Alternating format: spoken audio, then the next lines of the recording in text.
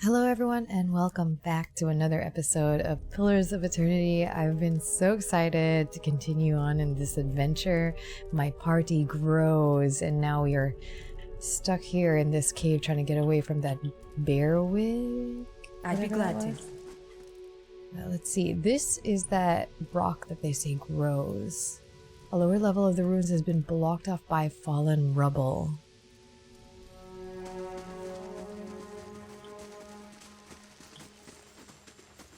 I'm so excited to see my first dungeon. That should be far enough. But what now? We look for another way out. Storm has to die sometime. What happened out there? Kaliska shakes her head. Windstorm. Of a kind they only get in Ir Glanfath. Not too many people live through them, so it's hard to know what's true. The Glanfathom word is Beowick. To them, it's the gods' way of reaping the souls of the land that couldn't find their own way out. But they'll take a living soul as soon as a dead one. Still got yours? Like half of it. Who attacked us? We already know that. What about everyone else in our caravan? They seem all dead. You don't seem too upset about all this. Kaliska looks at you in the eye. A volatile current running beneath her voice. Maybe you just don't know me enough to know what upset looks like. And maybe I have seen worse too. Seen worse and kept on walking, because there's nothing else to be done, and because there's other people you care about who still need you. Alright, let's get going. She got really spiteful here. I just went whatever direction seemed okay. I usually go right, and I just Someone else has been here. We Whoa. should move. No, we should look at this. Clearly. Yeah, take it all. You've discovered some camping supplies. You can use this to rest in the wilderness or dungeons, fully restoring all your character's abilities and health. Easy difficulty allows you to carry more camping supplies, but hard restricts them severely. If you fully run out of camping supplies, try to find an inn. Most have cheap rooms available. Could we rest here, that means? Could we, I mean, I don't know. Cancel, attack. I kind of want to try it. Let me save. Where's my save? Let's try camping here. I can camp twice. I don't want to waste it. Now let's move on. It's showing that I can only camp twice. I think that's the limit. That's why it says 2. Like 2 camping supplies for 2 rests. Let's not squander it while our health is full. Oh no, I'm gonna get lost down here. What the heck is this? A trembling, sickly creature emerges from the dark, clutching a spear.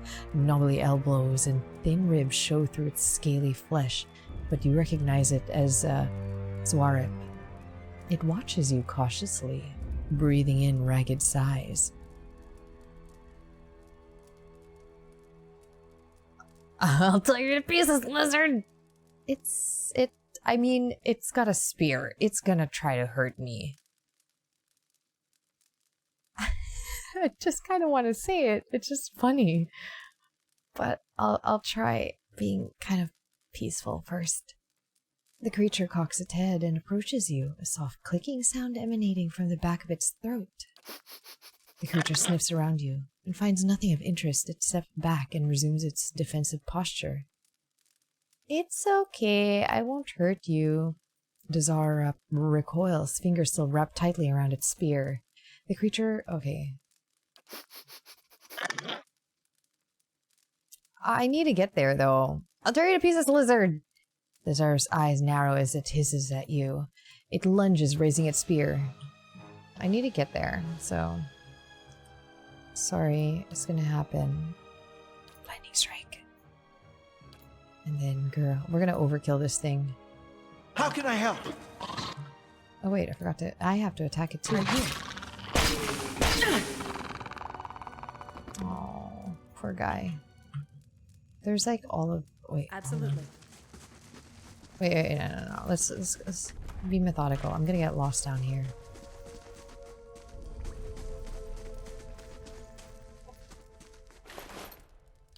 A body of Wait. some poor man. You hear that? Oh, wait. Okay, that looks like a puzzle thing. Hold on. A skulder whelp.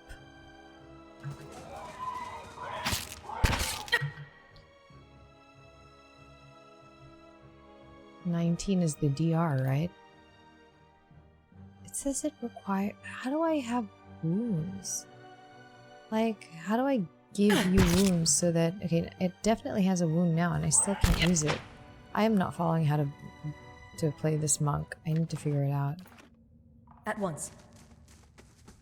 I'm here. Ooh. A crack runs along this wall from floor to ceiling. A light gust of air passes through it.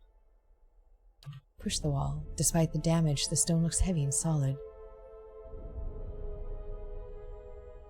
Then Calliska pushes with all her might, and the crack begins to spread. Finally, the ancient masonry gives way. The wall crashes down, revealing a circular room ahead. Ha! Might 16, I could have done it. At once. What's this? I could now? scout ahead. Oh. Oh, yeah, he could have done that.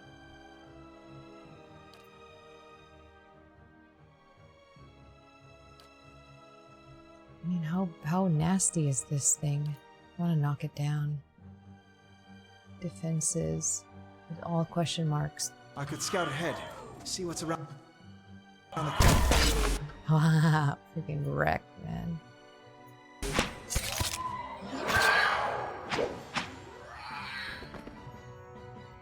These puny creatures have nothing on me. Absolutely.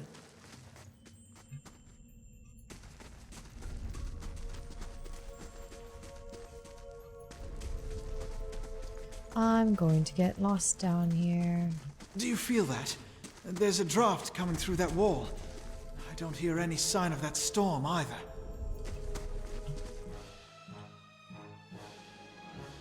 Spider. Oh.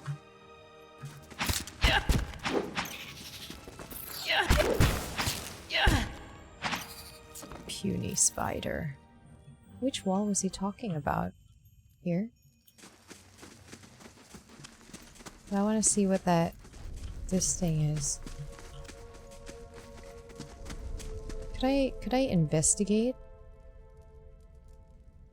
How can I help? Could you investigate, like look at something? Like if I... I'll be quiet. Oh, the stealth.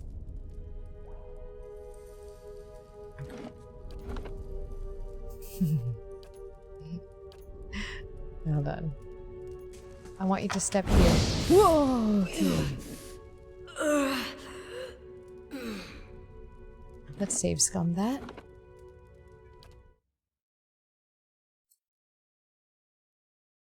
So I guess it was a choice. Do the puzzle or scout. I don't know which one of these it could be. This looks like it would be interesting. At once. There's like a wall there. Do these have symbols on them? I don't see any symbols.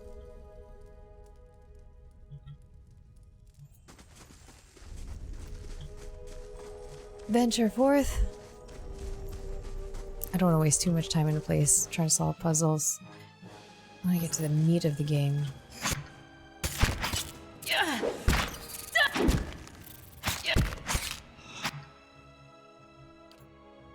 Knock down. Yeah, knock down on everything all the time. I love that. Oh, I can't rotate camera. I could rotate myself though.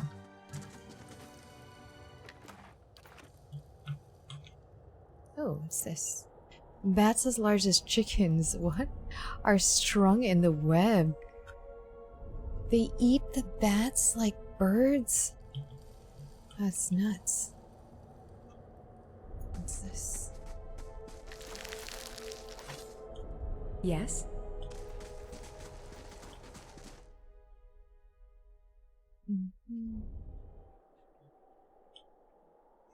Is there a map? There is a map. Whoa. That's probably the exit point. What is this, the world? So we're trying to get to the Gilded Vale here. Oh, what's that? That's a thing for sure. Okay, I don't want to get spoiled. Player knowledge. We're here. There's no... Oh, okay. We're gonna see it anyways. Oh, an older robed man.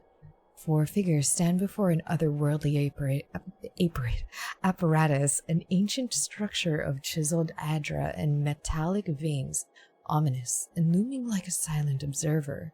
Standing motionless in their midst is what appears to be a human body, colorless as stone or ash. The other figures gaze upon it in what might be contemplation. From your vantage point, you are well obscured from their view.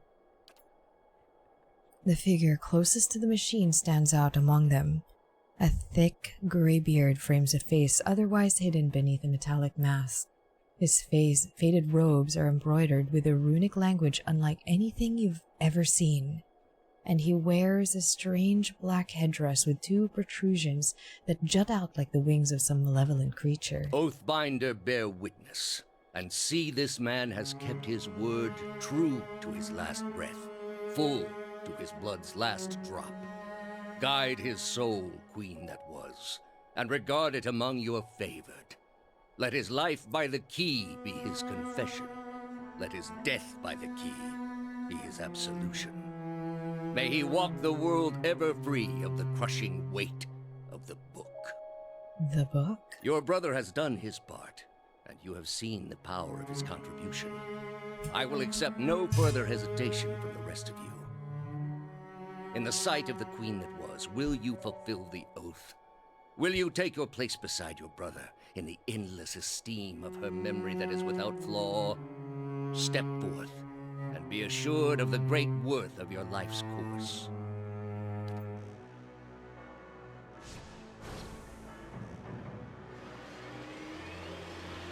Whoa. What does this machine do? Oh! Oh, is it gonna petrify all of them? Or give them power?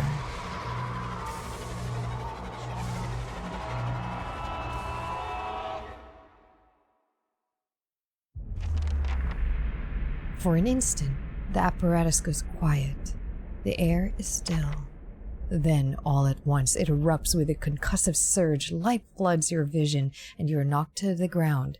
Your head snaps back as you land, and pain wells into the back of your skull, washing your last thoughts away into the black, unconscious void. You open your eyes to a different place, another time. You stand in a circular room, grand and domed, its walls lined with adra and trimmed with copper. The style is ancient, but the chamber is unweathered. At the far end of the great pillar of adra pierces the floor from below, its shimmering texture giving the illusion of a boundless depth.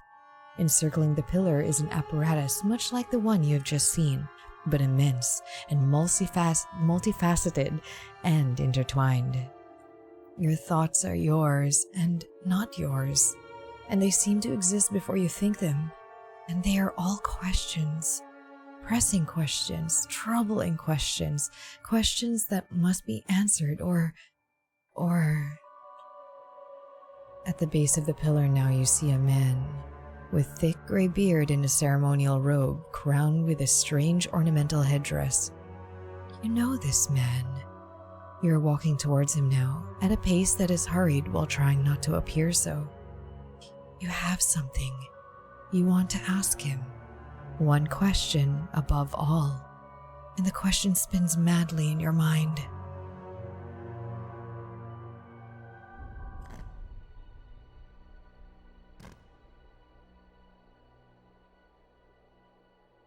No.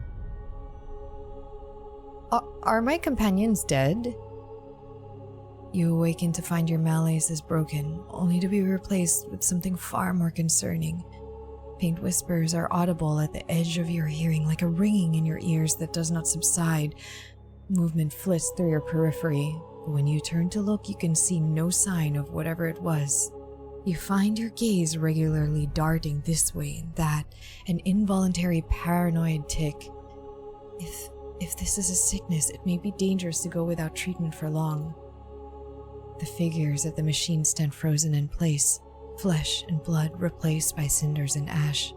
The man who led them is nowhere to be seen. Hyodin and Kaliska lie bloody on the uneven cobbles, their bodies twisted unnaturally in death. You are alone, and far from help. Gilded Vale may be your best hope of receiving treatment before things get worse. Oh shit, they died! Your character has earned enough experience to advance a level. Click the icon on their portrait to level them up. Ah, moment of silence for Hyodin and Kaliska. I'll never forget them. Okay, 6 points that I can use anywhere here. I do like lore. I do like, because I really want to learn about everything here. I want more lore. Probably survival will help. Athletics. I don't care too much about stealth, so I have 3 more points. Oh shoot, because I need, it kind of doubles, doesn't it? Points to advance. I need 3, I need 2. Sure, let's put 1 in stealth. Next. Oh, nice. I can pick another, talent. Lesser wounds. Allowing him or her to gain wounds at a faster rate. I mean, I haven't been able to use my ability at all.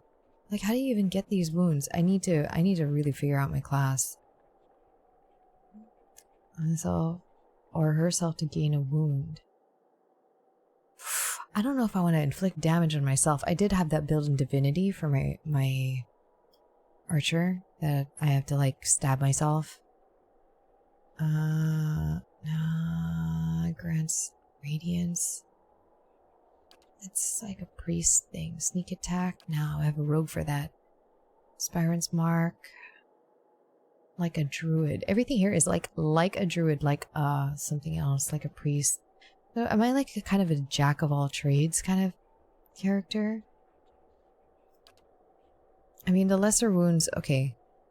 Let's just say that this is actually quite useful. I need to be able to use them because so far I haven't been able to. Done.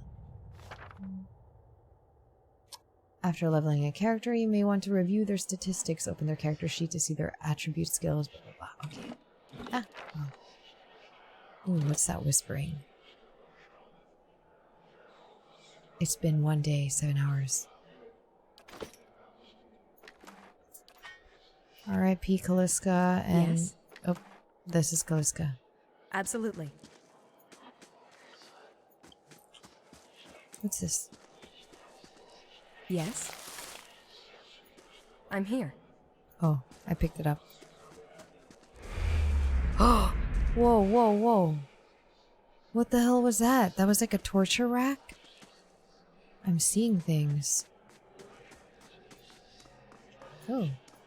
Something to pick.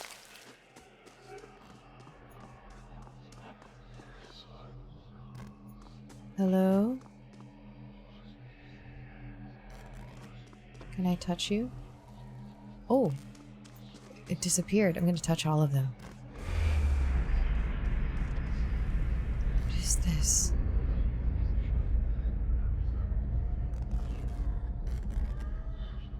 I'm definitely seeing torture. Yep, I'm seeing people being tortured. This massive structure is formed of stone, edra, copper, and covered in strange glyphs. The air around it vibrates with an unusual energy. Ooh, something to pick.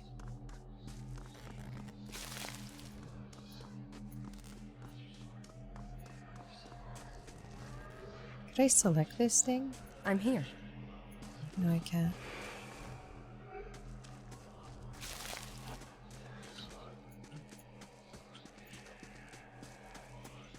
there any more weird visions I can get here? No. Let's exit this crazy place. I just want to click here. It will take 6 hours to complete your journey from Silentlis to Valewood. I just want to, can I just go here? Whoa. Whoa. This map is quite large. Valewood, let's go. Except I haven't rested and my friends are dead, but... Just me? It says party gained 169 experience. Party of just me. One me. Whoa.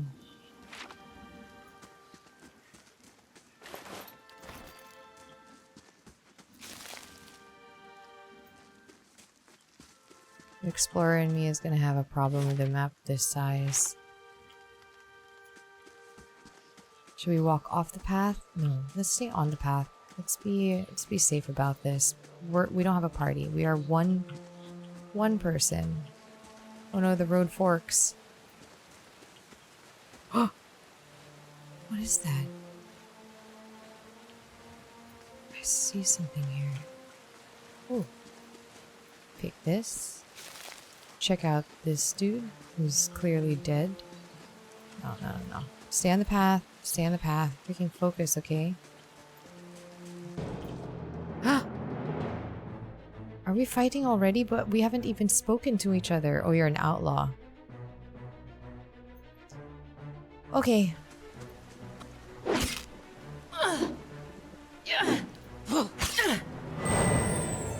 Can I wound you now? Is it automatically using both hands? Oh, here we go.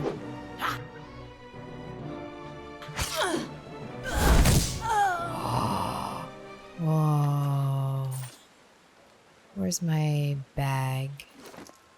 Could I repair myself?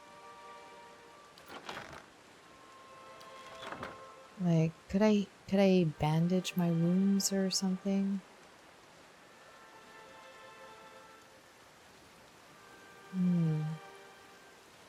Recovery speed higher.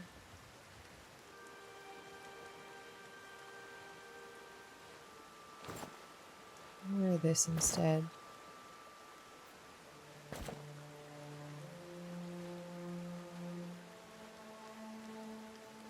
As long as I'm wearing light armor, I think that's okay.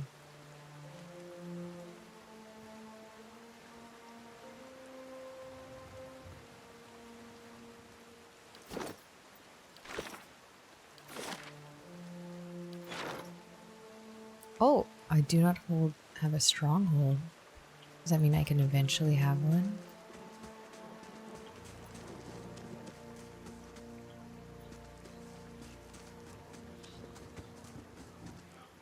Northwest to Garen's Grasp, south to Gilded Vale. South it is. Gilded Vale. Yep. 8 hours, no sleep. Just been walking. Who's tired? Just me? Every time she enters a new map alone, she's like, oh, just me. So sad. Offra's home. Ooh.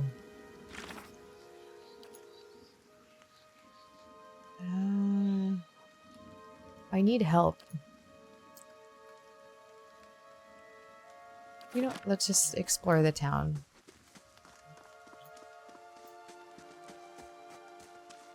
Oh, this is not promising at all.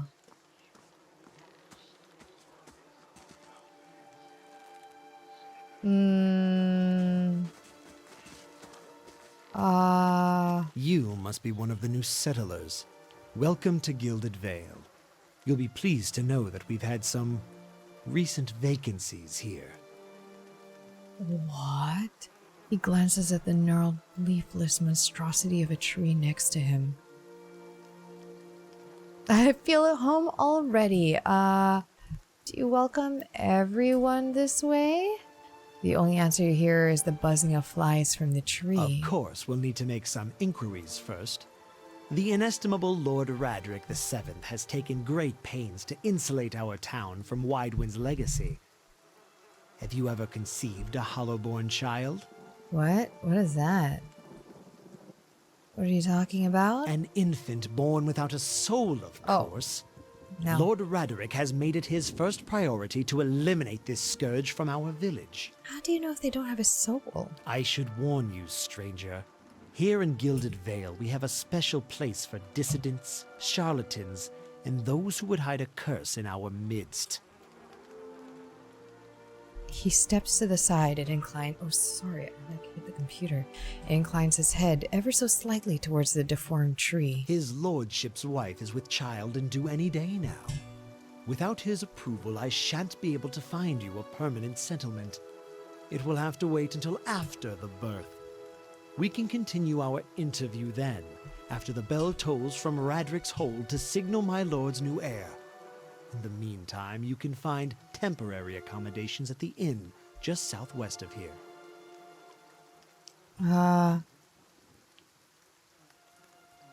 Do I tell him this? I feel like he's not the man to tell this. Oh, before I got here, I saw several people conducting a strange ceremony near some ruins. He regards you carefully. You'll want to mind where you mention that trespassing on Engwithan ruins is illegal, not to mention dangerous. You probably saw someone attempting some new ritual to appease the gods. People will try anything these days. Beareth have mercy. We certainly have. I don't think so. Just as they finished, there was a Beowick. He polishes his spectacles on his sleeves. If you've been that close to a Beowick, you wouldn't be standing here. If you have any other questions, don't hesitate to ask. It's important that everyone in Gilded Vale understand our rules. You said something about Hollowborn and Widewind's legacy before. He blinks. Forget that you foreigners do not have this curse in your homelands. The Hollowborn have been a scourge upon the Dire Woods for almost 15 years now. He lowers his voice to a whisper. Children born without souls. He shakes his head. Pitiful, dumb things that breathe, barely, but do not truly live. Some say the Hollowborn are a disease. Some say they are a punishment from the gods. He raises his empty hands.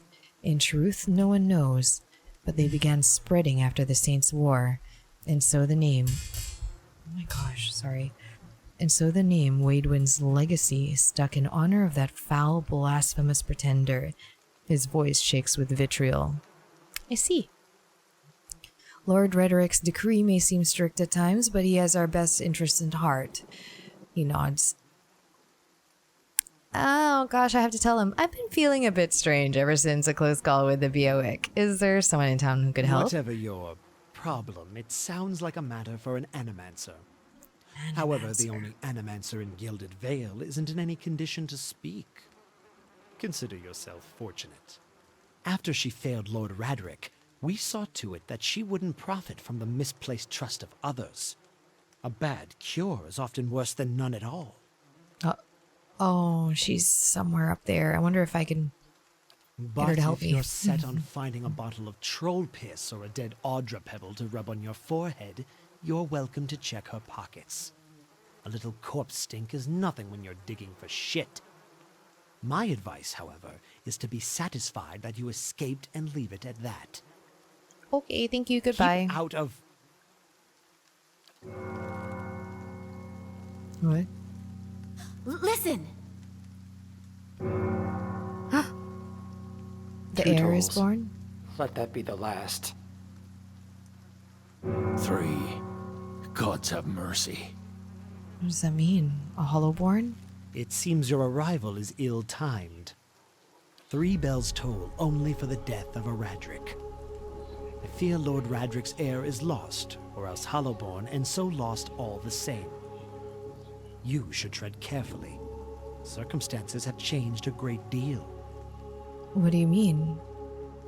You come at us in a time of mourning. The legacy has struck at the heart of the Gilded Vale. Our efforts to redeem ourselves in the eyes of Barath must be redoubled. He sets a steady gaze upon you.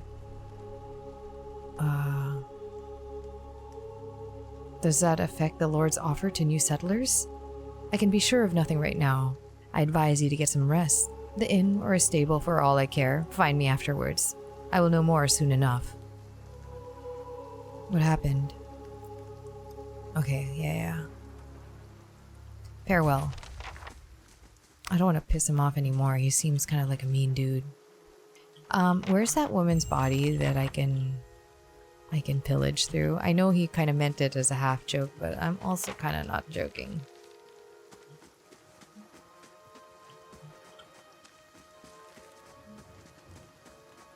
Oh, am I allowed to? Hello, sir. I'm gonna. Okay. The scattered between the roots are bracelets of twine and bead, wilting flowers, and notes half erased by the rains. Right, it's so hard for me to read those. They're so small. And my eyes are not good. Southwest, right? The inn? The Blackhound Inn. Eder, could I speak with you? Were you looking for someone in that tree? I could introduce you. Looking for someone who can help me feel better. He gives an understanding nod as he takes a long drag from his pipe. My condolences. He exhales and turns his attention away, watching the village around him.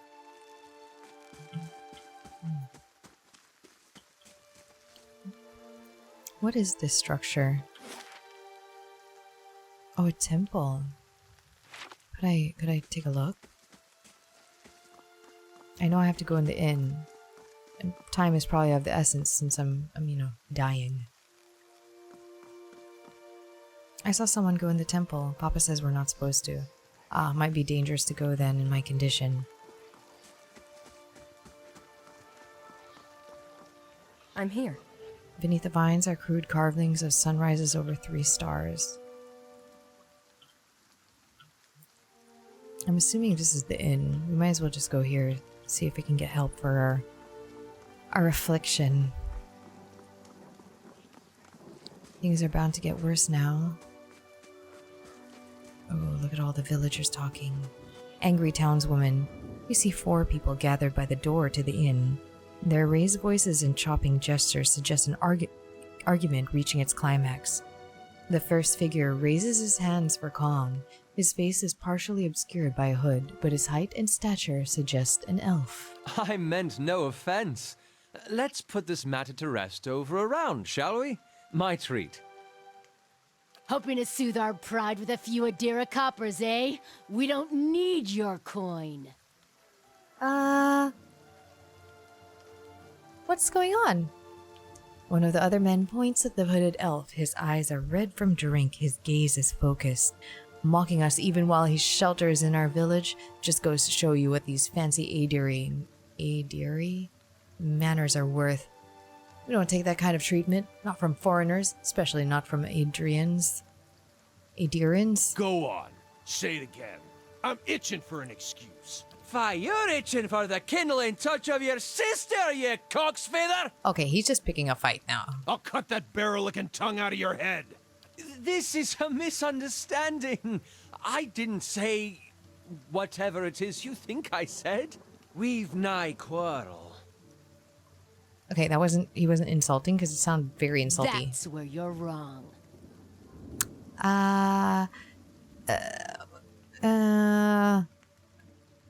You're not gonna take that from him, are you? This is unnecessary. Wouldn't you rather be inside drinking than out here arguing? We don't want your charity either, foreigner. Excuse you.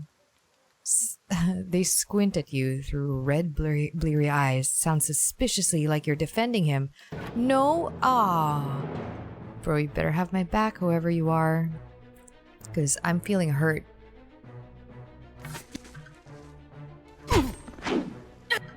Oh, wow. They must be very drunk. It is very easy to kill them. I couldn't just knock them out. I had to straight up kill them.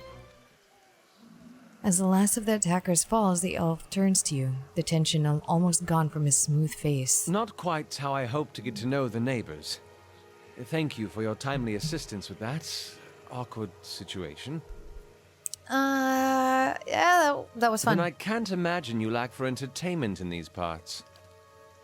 He straightens his hood and the remains of fraying embroidery on his gloves. His boots are caked with the dirt of many months' travel, but the leatherwork beneath it is sturdy and fine. Well, I suppose introductions are in order after that little fiasco. Aloth Corvusser, at your service. Tell me about yourself. I'm a wizard by training, and an adventurer by necessity. I was born in the Seathwood, part of the mainland of the Adir Empire, and both of my parents served the nobility, which afforded me an education for which I'm grateful. However, there were no open positions in those houses, and so I decided to seek new means in a new land. And how exactly did you come to be here? I was traveling with a caravan, but we were separated near some ruins. Separated, sure. Gwithan ruins? Oh, those can be dangerous places during the best of times, which these are not. In half the locals would arrest you for trespassing, and the rest would kill you outright. I'm curious, what exactly did you find there? Several hooded figures operating a strange machine. Aloth goggles at you silently, apparently assessing your earnestness. Finally, he gives you a clipped, awkward laugh. You do manage to find yourself in rather interesting predicaments. Maybe he can help me with my affliction. What are you doing in Gilded Vale? Wait, how did you manage to cross those 3 drunks? I'm afraid that was a matter of misunderstandings and mistranslations. It doesn't help that people in these parts remember their war with Adir like it was yesterday. Yeah, see, he did insult. He did insult them. You did tell that one man to go fuck his sister. Ah, that. He clears his throat and adjusts his sleeves. As I tried to tell them, they misheard me. Happens all too easily after a few pints, and the accent doesn't help. I heard the same thing. For a moment, he looks as if he's about to say something else. His expression brightens with mischief, but before he can speak, he forces a tight smile, biting his lips so hard you expect to see blood. Finally, his face relaxes, and he shakes his head. I should speak more clearly next time. My apologies. What are you doing in Gilded Vale? Excellent question. I came looking for fresh air and cheap land.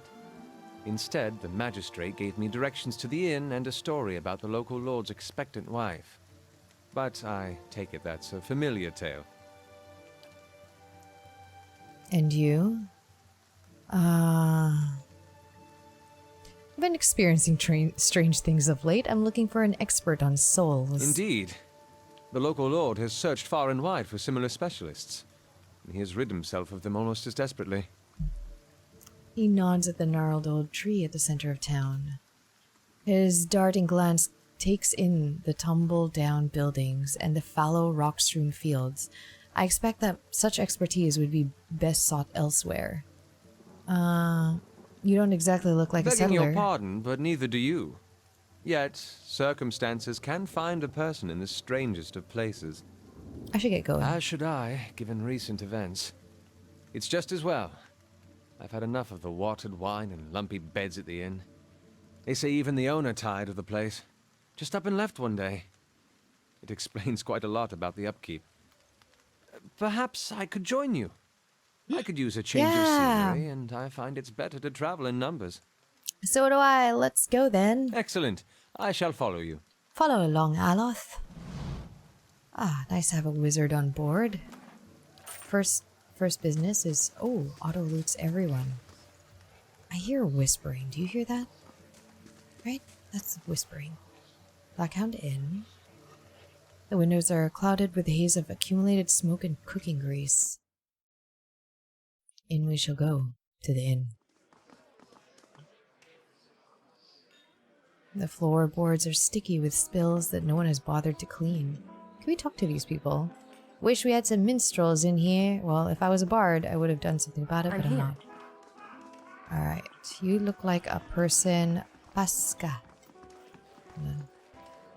Some kind of brown slop is congealed in these dishes. It smells burnt. Gods keep you. Oh, greetings and welcome to the Blackhound Inn. The keeper bows her head curtly. Please sit where you like. Would you like a drink or a room? We have 2 available at the moment. I'm afraid we can't offer much by the way of a good meal today. She sighs. Unless you're fond of cold porridge. I'd like a room, please. Of course, we keep them nice and tidy. Oh, How much money do I have? The common room will be fine. Yes, cheap and free. Ooh. What's this now? Your sleep is restless and fevered, assaulted by hisses and whispers, blanketed with a suffocating anxiety. You open your eyes to awaken, find yourself in front of the Gilded Vale's gallows tree, the creaking of its ropes growing louder in your mind, until the sound is deafening. Hanging from the tree is an old dwarf woman whose face is shriveled inwards like moldering fruit. Her head hangs limply to one side. As you look at her, she looms larger and larger in your mind until she is mere inches from your face. Suddenly, her head snaps up and her eyes open, and they are empty, and behind them is vast nothingness that makes her stomach drop. Her mouth slowly parts, and with a gust of rancid air, she speaks a word. Watcher. You jolt awake, the foul smell of the dwarf's woman's breath still permeating your nostrils, sweat running down your face in thick droplets, and your skin is soaked from head to toe. You remember the woman. You remember seeing her decaying face when you spoke with the magistrate. He called her an animancer. Though it fills you with a new, queasy apprehension, you feel a strange compulsion to see this woman once more, if only to confirm she is truly dead. Party game, 464 experience. Oh. Did we really, get good rest here? Yeah, I'm back up to full health. I'm here. Awesome. But there's something wrong with my soul, I think. Aye? I'm here. Without using supplies, cheap rooms are usually available, but if you have copper to spend, you may consider more expensive options and bonuses that provide. Yeah, we don't need bonuses right now. We just need to survive. I'm gonna steal this. Is it? Yeah. Certainly. No one gets mad. No one angry. Orland's server. Beg pardon, madame. Ma'am, don't have much time for talking. Oh. Could I use this? What's this for? Oh. I can take that. Could I go back there? And explore this inn, take everything I can.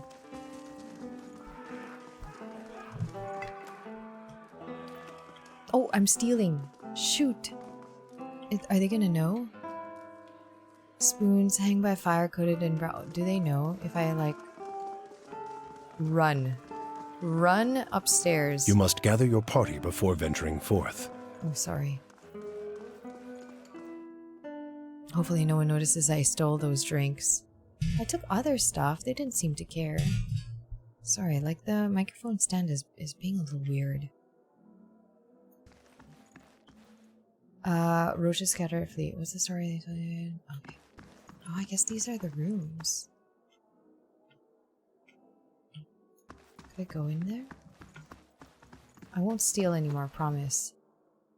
There's a drawing that shows Eothas and Lord Rhetoric in a compromising position. Okay, that requires a lockpick.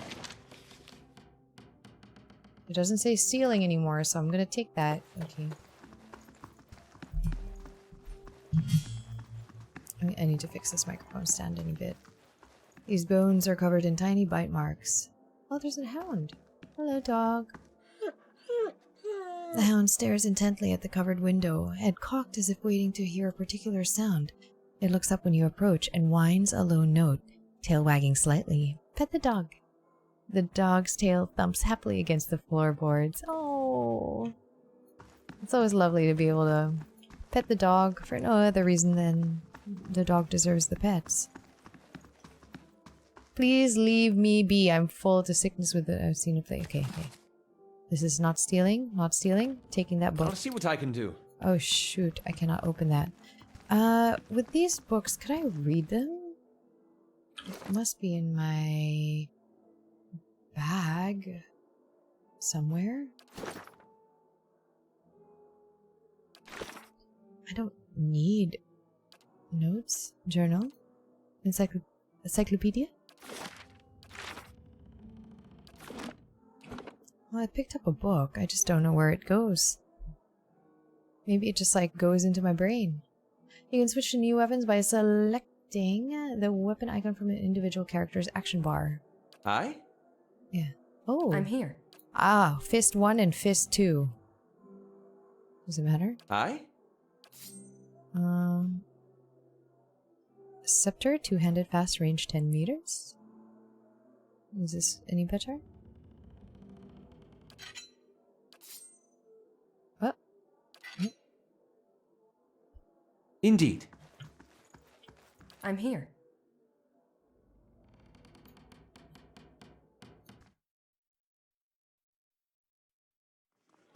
Certainly. Let's go check out the woman's face. And just act like we did not steal anything, okay?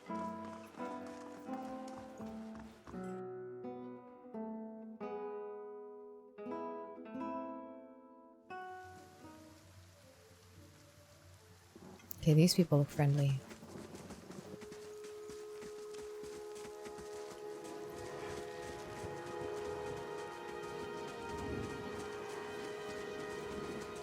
Caldara de Beranzi. The squat, distended body of an elderly dwarf woman dangles from a thin, crooked bough that sags at the tug of her noose.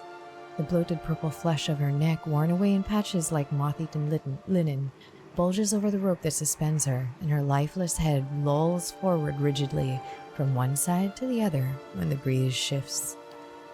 You perceive a faint glow around her that casts no light on its surroundings, but there is a tepid warmth to it, and you feel somehow that you could reach out and touch it, not with your hands, but with some aspect of yourself that has no worldly dimension. Reach out for the woman. You take a deep breath, clearing your mind, focusing on your objective. As you exhale, you feel yourself spreading out towards the hanging woman, perceiving all that lies between you and her with new and familiar awareness.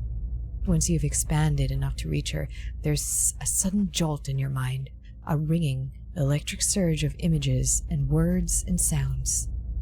Involuntarily, you shut your eyes and feel yourself being pulled down to some deeper consciousness in a space occupied only by you and the hanging woman. When you open them again, she is staring at you, with eyes clouded in a milky fog.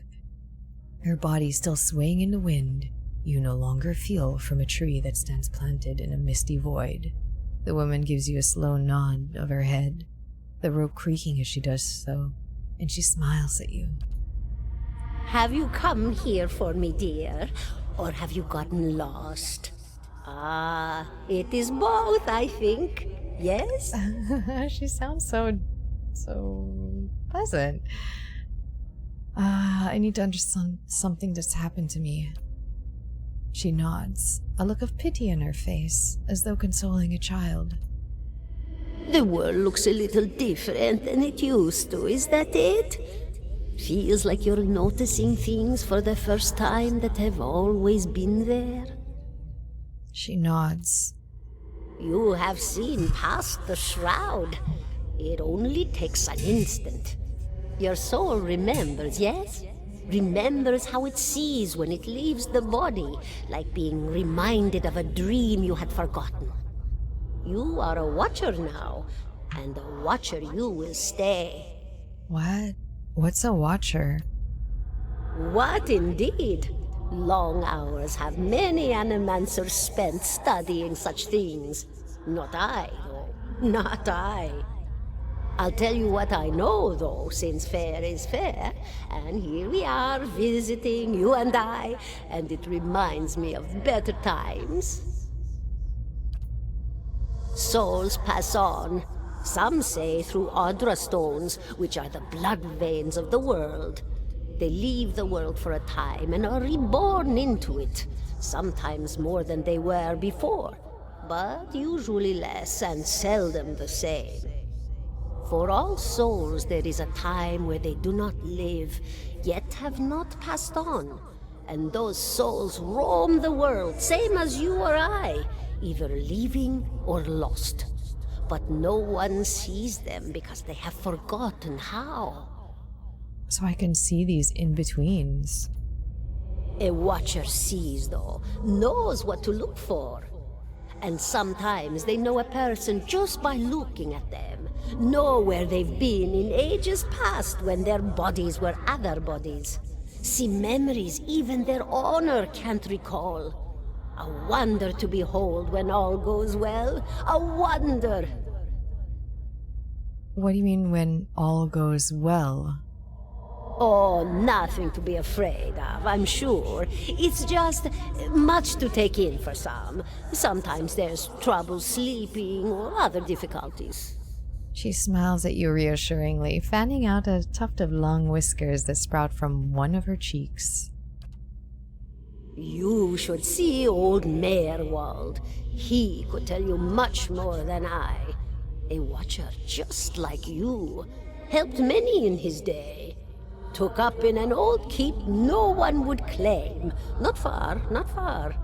Kadnua, beyond the Black Meadow. He will welcome the company.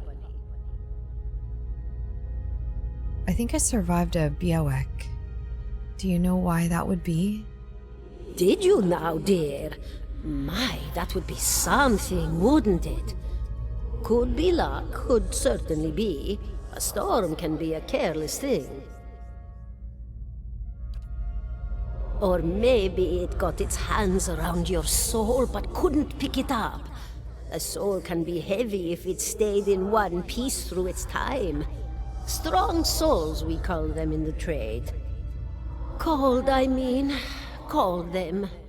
Those days are all behind me, no?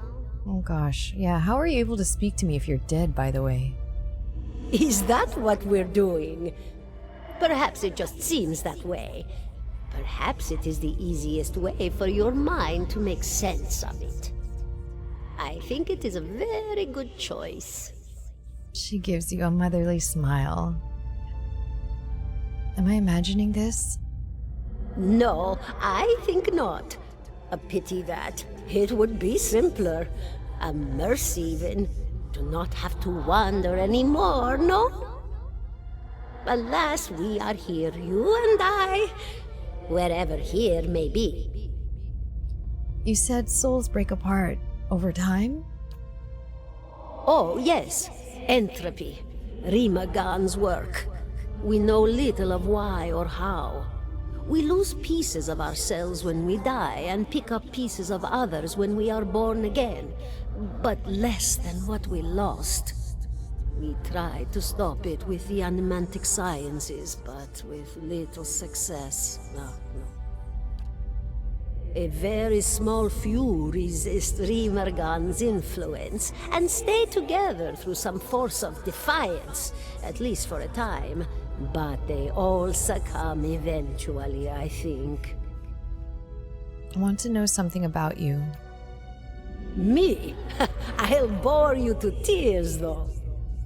What's an animancer? A student of the soul. Something so basic, yet so poorly understood. But so many breakthroughs have been made in my lifetime. Had been. To hear the locals tell it, we're a gang of soul manglers that preys upon the weak-minded. And the worst of us are. But the best of us? The best? Inspirations. Miracle workers. My parents were soul twins. Miserable before they met, empty inside. It was an animancer who helped one find the other. Turned their lives around. You wouldn't believe the stories. Amnesiacs helped to remember their lives. The suicidal brought back from the brink of oblivion. The elderly afforded extra moments to say their goodbyes. How soon we forget when we're afraid. Well, that's amazing. It's a fascinating science. A fascinating time to be alive in a place like Deerwood that does not control the research, no? I love the Valian republics for many things, but their recent caution will leave them behind, I fear. Who are you? I should have asked this first. And here I thought you'd come to visit me in particular. Caldara de Baranzi, of the Valian Royal Academy of Animantic Sciences. Not the greatest of their number, but I came here all the same because this was where help was needed.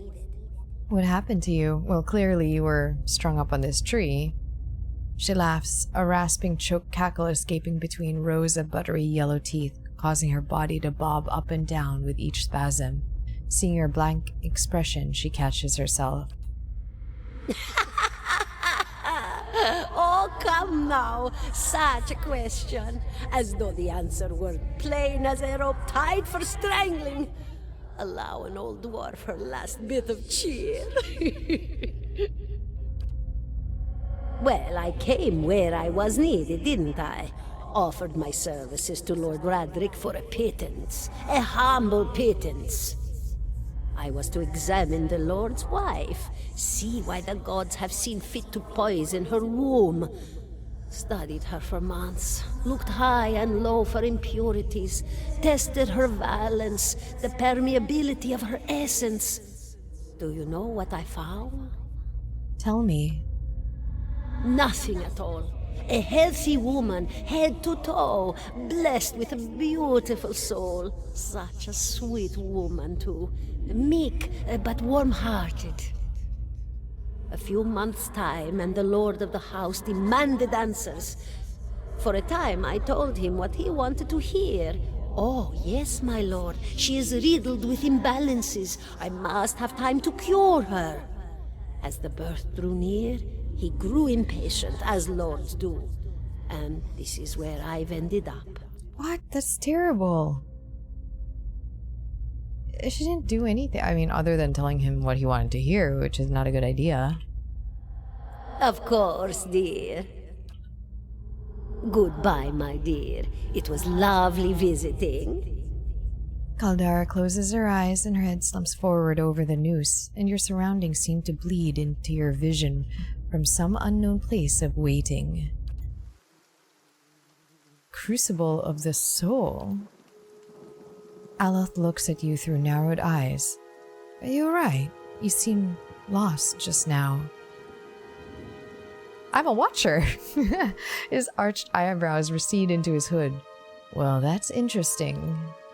He gives you a sly grin, and I expect this has something to do with the hooded figure in the ruins, In any case, I appreciate your honesty. Since we're traveling together, it's probably wise for us to share these things. I'm just super open with him. I don't know. He seemed like a cool dude. You know anything about Watchers? Only that they're rare, and that they seem to have unique insight into certain soul conditions. He coughs. As you just demonstrated. Let's continue on. The old Watcher traveled to Caed Nua. Could I see that on this map? Gilded Vale. Oh, here. Caed Nua. Just the two of us? Should we have, like, more people? Quest. Okay, I guess travel to Caed Nua. Could we exit south? Road east. Ah, here. We need to go there. Smithy in road west, road south. Ofra? Can I visit these people? 17 and a half. What? Excuse me? What did you mean? 17 and a half. Well, could be 18, depending on how you count the dwarf woman. I'm sorry? Woman. You were trying to figure out whether to count her as a full person. I think you oughta. Oh god, that's such an awful... He counts her as a whole person. The people hanging from the tree. 18 of them. Well, last I counted, anyway. Aloth frowns. Is that what you people do for fun around here? Name's Adair. Though to the people around here, might as well be 19. Don't think I'd put you much higher than 22, 23 tops. You look like the sort that likes to get involved. What makes you think I was interested in the dwarf woman? Other than me staring at her and convulsing or whatever I was doing. He looks at you a moment, his brow arched. His smirk broadens. Oh. I was smoking over here, saw you staring at her. Twice I refilled my pipe. You never so much as blinked. Your mouth was so slack I took you for a Radric at first. Impossible. I don't drool half as much. Ha, so you're already familiar. Still, you'll have to forgive my curiosity. Around here we prefer to turn a blind eye to our dead. Do you know what a watcher is? Careful, friend. Best not use that word round here. Could be any number of Radric bootlickers within earshot. Ciphers, animancers, watchers. Same thing in the eyes of folks around here, Radric especially. They come through these parts all the time with their cures, preying on the desperate. None of them are who they claim to be. Of course, seeing you with that funny look, I'd be halfway inclined to believe you were having some kind of communion with that dwarf. Either case, maybe I'm not 19 after all. No offense. You think you're going to be hanged? The town's had it in for me for a long time now. Only fellow who ever stuck up for me, well, he's number 18 up there. My headman on the farm. Used to be my captain during the war. Why was your headman hanged? Got involved. Radric sent men down here the other day. Said they had it in good authority someone in town was working with Kolsk, plotting Redric's overthrow. Said if he didn't come forward right there and then and there, they'd hang every last one of us. No one was coming forward, so Swithin, that's my headman, steps up and says it's him. They took him at his word. He sighs, shakes his head, his eyes fixed on the tree. Bound to happen sooner or later, if not for plotting against Redric, then for protecting me. War? Saints' War, only one in my lifetime. Fellow decides he's the living incarnation of Aethus, overthrows Reedsurus, marches on Direwood, so we give him a Direwood and hello. What's a Direwood and hello? Blew him up. He smiles at this, but it's the smile of one recounting a joke for effect rather than enjoyment. Who's Aethus? God of rebirth and redemption, formerly, anyhow. Maybe they call him something different where you're from. What does the town have against you? Pick the wrong god. That's what it comes down to. Used to be a lot of Aethus worshippers in Gilded Vale. That mess of rocks over there, that was a temple to him, to give you some idea. Then one day, somebody named Widewind shows up on Deerwood's doorstep. Says he's the living flesh of Aethus. Got an army with him. Suddenly, Aethus isn't so popular in these parts. My brother Woden and me, neither of us believed it. No way was that Aethus. He enlisted, then I did too. But, he didn't make it back. After the war, people took to punishing Aethus worshippers, accusing them of treason. Got real ugly, especially after the legacy started. Folks needed someone to blame. I was safe because I fought, but then this rumor starts that my brother, that he was on the wrong side. And I wasn't so safe anymore. Until my headman stepped in and said they'd have to hang him to get to me. Whoa. Seems that's no longer a concern. Of course, the townies don't do the hanging these days, but when Radric's men come, they got no problem doing the pointing. Aelith glances at you and lowers his voice. You can see why I was eager to leave. Who's Kolsk? Someone who got tired of all the hang-ins. He's on the run now. Probably will be till they catch him. If you're next to be hanged, why are you still here? What are you still doing here? He gives a half smile. Drinking, mostly. Typical. Point of fact, I'm on my way out. Just haven't figured out where I'm going yet. Not a whole lot of places out there that don't think Waden's legacy started with Waden. We could travel together. Where you headed? Some place called Caed Nua. There's an old watcher there who might be able to help me. I remember hearing something about that years ago. He tamed that place. People would seek him out for all kinds of things. Troubles of the soul, questions for the departed. Of course, that was back when you didn't have to say watcher with a hush on your breath. A man such as that, there'd be things I'd want to ask him. Don't know why I never thought of it before. Not sure how I feel about setting out with a stranger, and a strange one at that.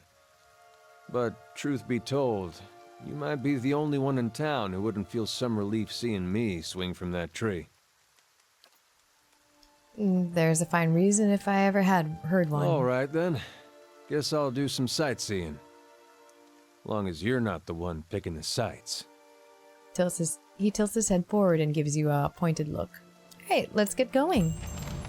Our party grows! Hopefully these two don't die. That would be really, really sad if they did. Let me get in there. And then I told her, that's not the pistol! Har har har. Here.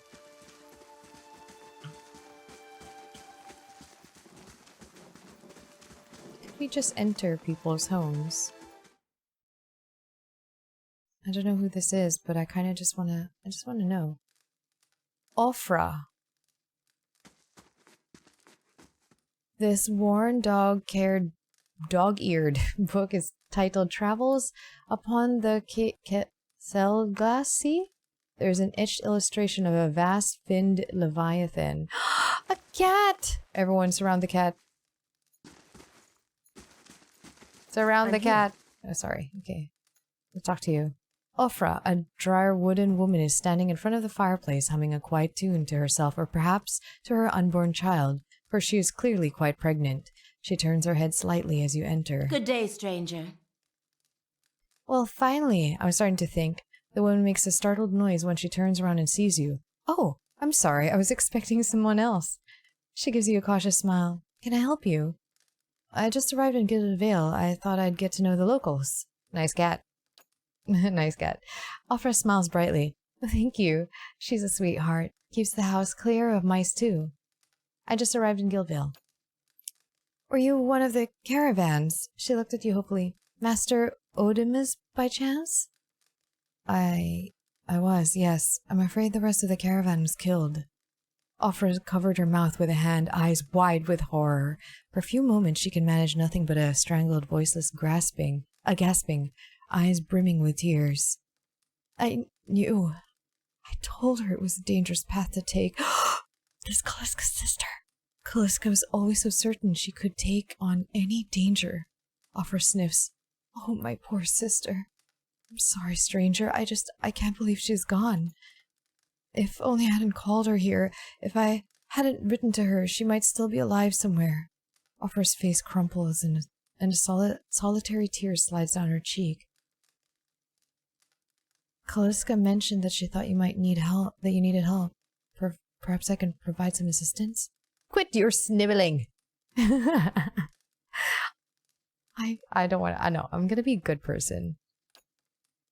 Ofra looks at you with some surprise before dabbing at her nose with a sleeve. It's kind of you to offer, but I don't know if I could impose this on you.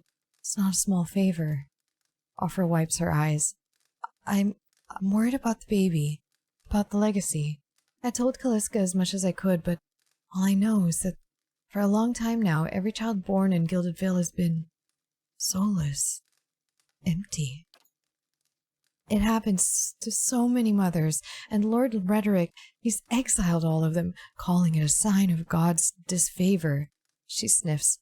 With my Hathor gone, I don't know how I'd manage if I lost my home too. I hope Kaliska could help. They say Ranga, the old midwife, knows a way to prevent a child from being hollowborn, but she moved south to Anslog's Compass 2 seasons ago. The journey's too far for me. I can't make it as I am, and I don't have anyone else, now with Kaliska gone. More tears run down her face. Please, can you help me? I'll find Ranga for you. You will? Oh, God's bless you. Here, I'll give you a coin to pay her with. You needn't trouble yourself with that. I think it's a drink she fashions out of, well, I'm not sure. But it shouldn't be too much of a burden to carry back. Okay, I'll do that for you. Anslog Compass is what we call the lagoon to the south. You have to cross the wilds to get there. That's what keeps me from trying myself. She clasps her hands together. Thank you again. Truly. You'll be saving us both. She sets her hand to her stomach, smiling through her tears. That poor lady. Well, I'm glad I went here. Now we have to go look elsewhere. Is this stealing?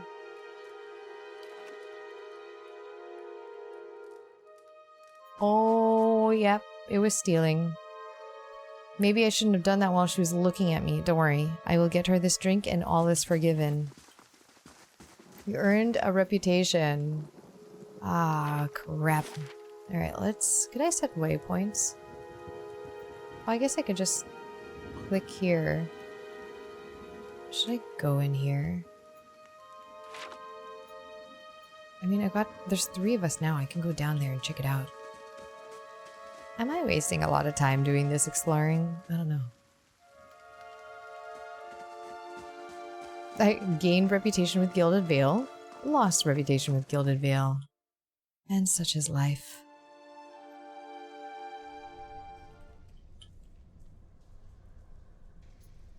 A rising sun and the 3 dawn stars, a symbol of Aethys.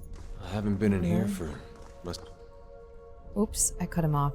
A man lies resting against the wall, lit by the dim illumination of the fading sconces. He has a gaunt, fox-like aspect, and his face is pale and damp with sweat. One arm is held loosely against his side, sleeves soaked with blood. He gives you an anxious glance as you near, his features twisted with pain.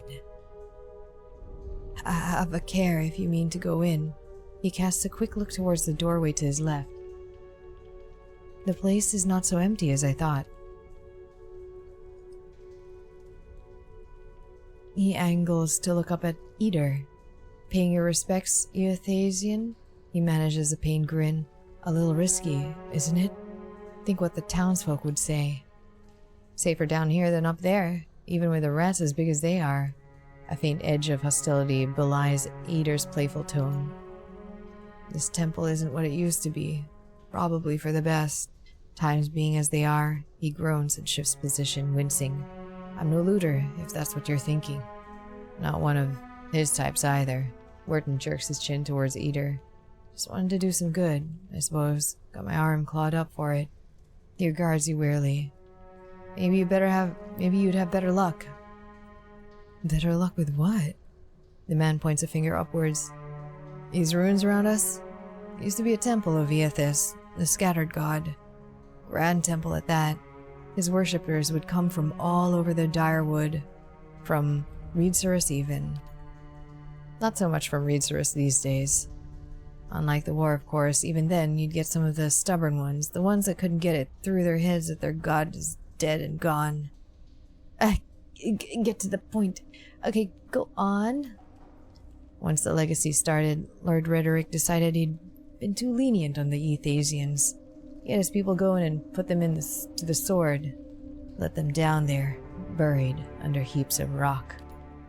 After that, Rhetoric ordered the temple sealed.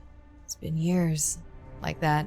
Up until recently, Lord Rhetoric hopes that if we rededicated the temple to a living god, then we'll be forgiven, and the legacy will end. See? He smiles wryly. But until then, the temple is as you see it, unguarded. That's where you come in. Wharton licks his lips.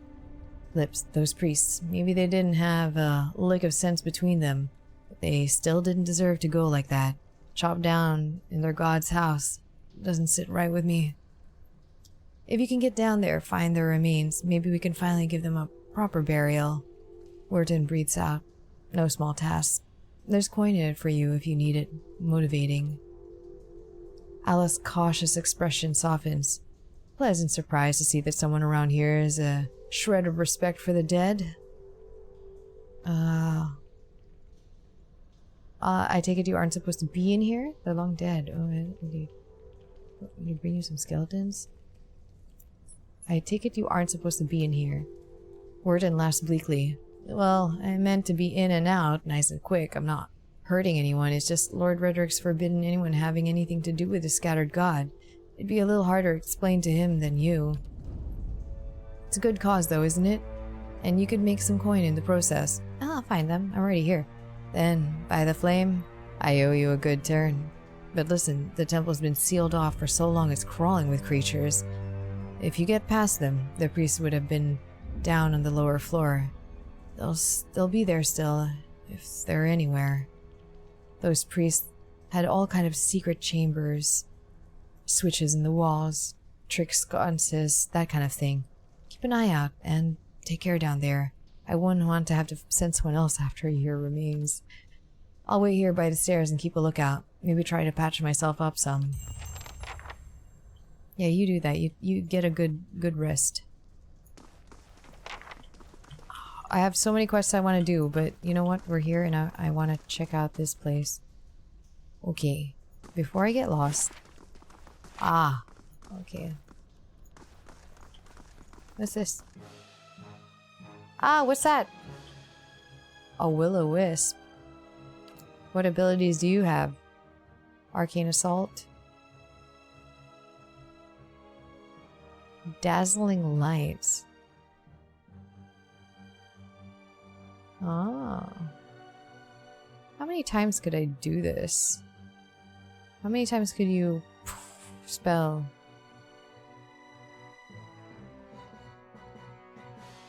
Okay, I mean this is like one creature. Let's not go crazy, alright? Yes? Oh, it's a lot. Curses! It's not affecting them. But it's super affecting me. So maybe...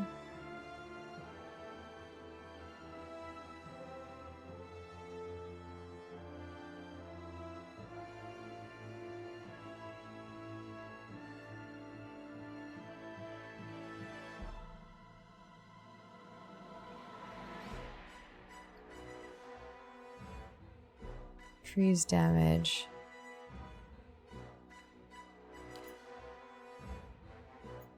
One, two.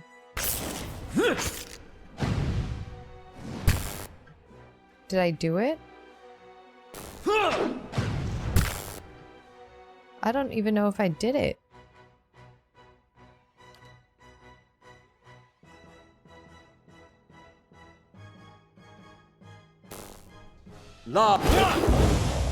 Oh, did that do it?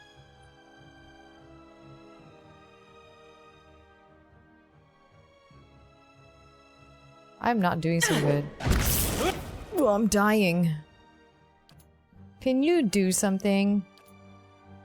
Could you knock it down? Is it possible? Oh god.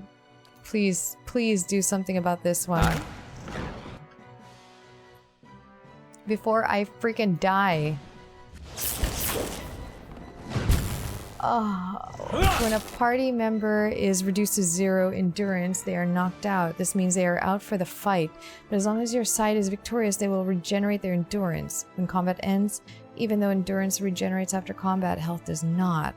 Keep an eye on the bar on the left of the character portrait to prevent them from becoming maimed or killed. Curses! Can you, like, do better?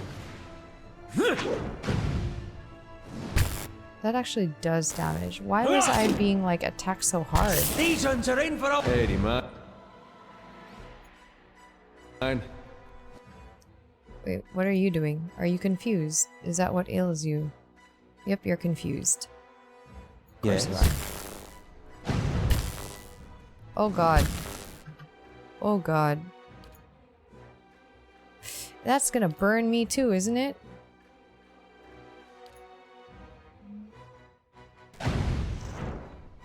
Damn it!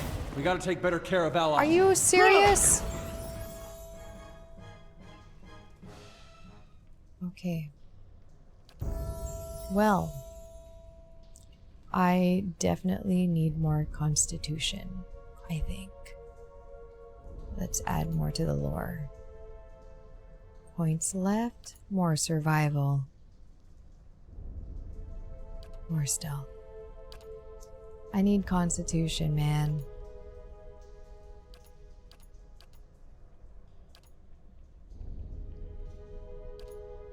Swift strikes.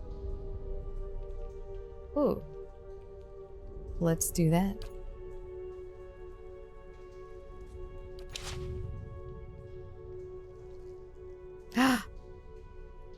Oh. Okay, so that's endurance. This is the health bar. I'm here. Alright. This parchment is worn and tattered, and the ink upon it faded. In this time of hardship must have just as much faith in ourselves. Okay, now I can see what's in here. Loose brick. Money. Certainly. Let's save before we go much deeper in here.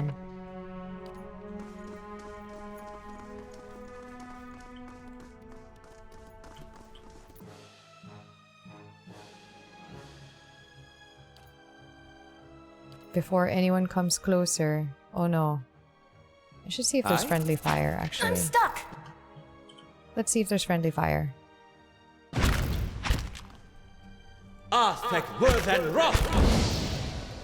Did it work? Don't tell me they're immune to fire. Did it say immune? This is BS.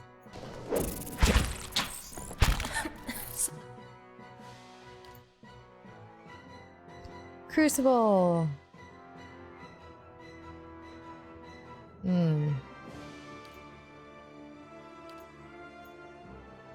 No. How do I...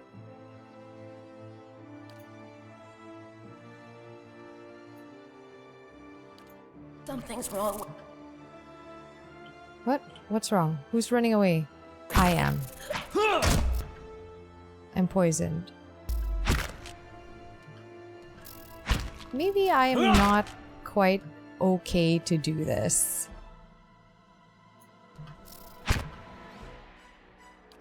And he's just sprained his wrist, and so he's lying down. Okay. Oh my god. We are not ready for this place.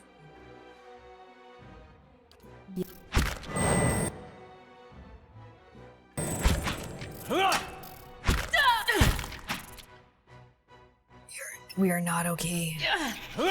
We should not be in here.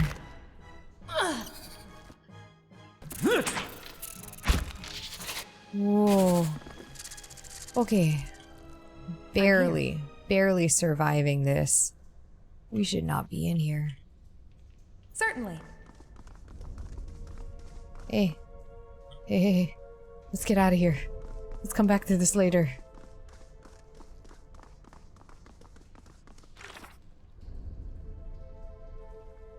What is this?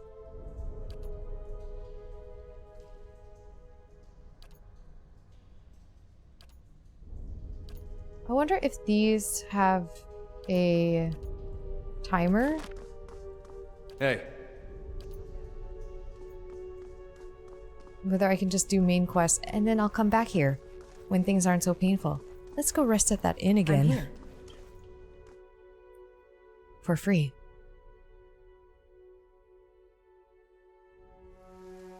I'd be glad to.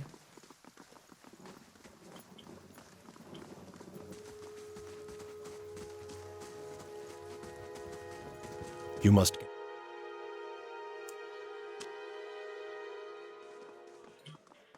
Alright, lady. We're gonna be real cheap about this. And I would like to a room. What's the story with the dog upstairs? Oh, that poor thing. She's still waiting on the old owner of the place. Thing is, I don't think he's coming back. It's been a long time now. We've tried our best, but things... how they are, we don't have much attention to spare for a hound. You only serve porridge? Elif looks at you and shakes his head quickly. It isn't by choice, I assure you. We used to serve some of the finest meals in Direwood. We had a damnable run of luck is all. It's been a bad season for the crops and we're running low in supplies. I sent 10 Firth up north to stock up. 10 Firth's our cook, you see. An artist with a good roast. But it's been days since he was supposed to return, and we haven't seen any sign of him. She sighs. I've only just taken over from the last owner myself. I don't know what I'd do if he doesn't turn up. Of course, I will find him for you and do things for everyone in this town. Really? Her face brightens. I'll be grateful to you if you did. He was traveling through the Valewood. It's probably nothing. A broken wheel, maybe, but I do worry. You see him safely home, and I think everyone in here would sing you praises. Nobody likes my porridge. Okay. Okay, farewell. Oh shoot, I was supposed to ask you for a room. Good day, stranger. I'd like a room, please. Free. Because I'm cheap. Oh. Oh, another dream. Oh, no other dream? Wonderful. I actually got good sleep.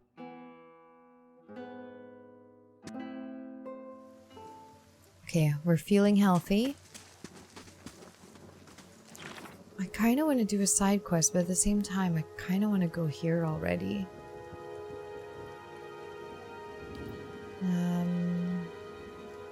Where is it? No, not the temple. Late for dinner. Find Tenfirth. Maybe we'll... He said she was like... in Valewood? I mean, we're right next to it. We could go there very quickly. Have a nice look around. Maybe he was the dead guy. There's like... you know...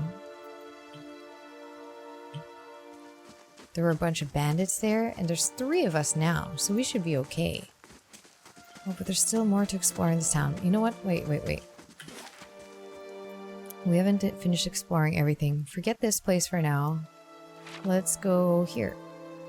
Maybe we can get a 4th member to our party.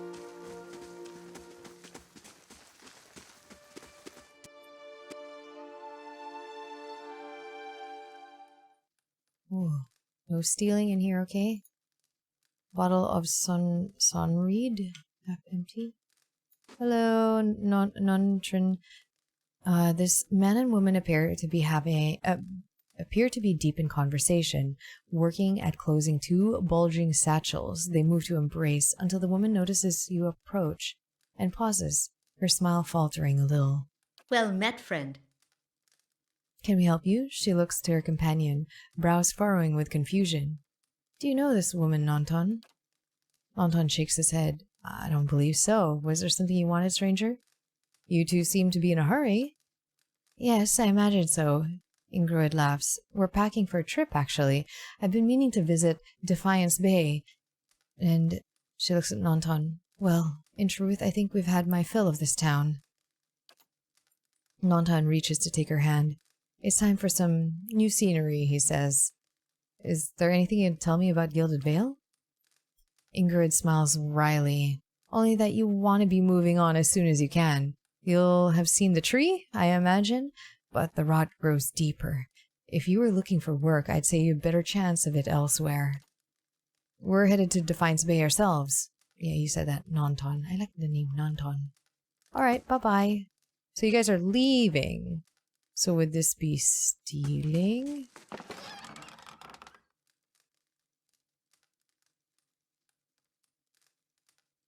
Is this stealing? I don't want to make my reputation worse. It doesn't tell me if I'm stealing, and these 2 are clearly here, so it's stealing. They're gonna be watching me.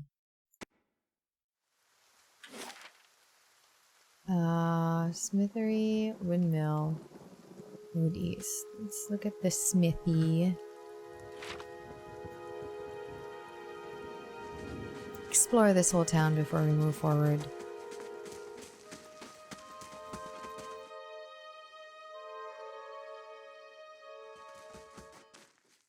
Oh. Hello? Tao Tanu? This Aomawa man of an impressive build towering above the countertop. His skin is the dusky blue of the deeper oceans. Goodness, it is late while I'm recording this. And his thick arms boast corded muscle. Small ears form a square-jawed face coated in smeared soot and why am I having a hard time with this sentence? And arcing black tattoos alike. He offers you a broad smile as you approach. Welcome. You're the first new face I've seen in quite some time. What can I do for you? What do you have here? You've come to us at a strange time, I'm afraid. The stock's not what it used to be, but we find weapons and armor to offer you. All forged right here at the Black Hammer. Show me what you have for sale. Of course. I don't use weapons, but you know what? Hey, is there anything I can sell? Retrain character. Is that respec? Oh yeah. What's this?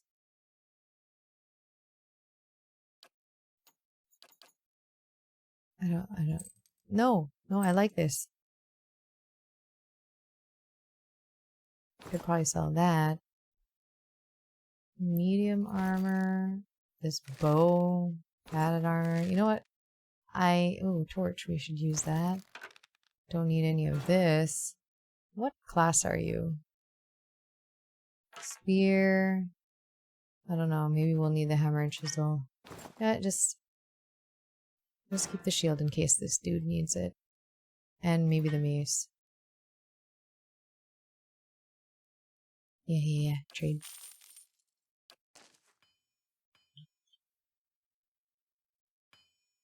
Is this stealing? It says stealing. Okay. The bellows sigh into the furnaces and the coals burning brighter still. Is this stealing? No, it's not. There's a guard here. Hello. That's stealing. And that's stealing. I like how it labels it for me. Alright. And then there's the windmill, and then we can get out of this town.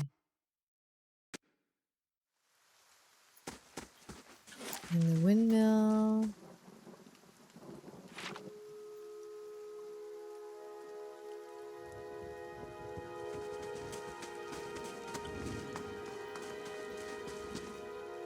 Oh. What's going on here? We know there's more grain in there, Trumbull. We won't settle for scraps while you grow fat on our crops. A muffled shouting emerges from inside the mill. The first one of you drunkards comes through that door gets a shot between the eyes. Gods hear me. Swainier, I'll put you down like a dog. Come away for now, lads. But we'll be back, Trumbull, and we'll have fair prices, or by the flame we'll have a reckoning. Oh.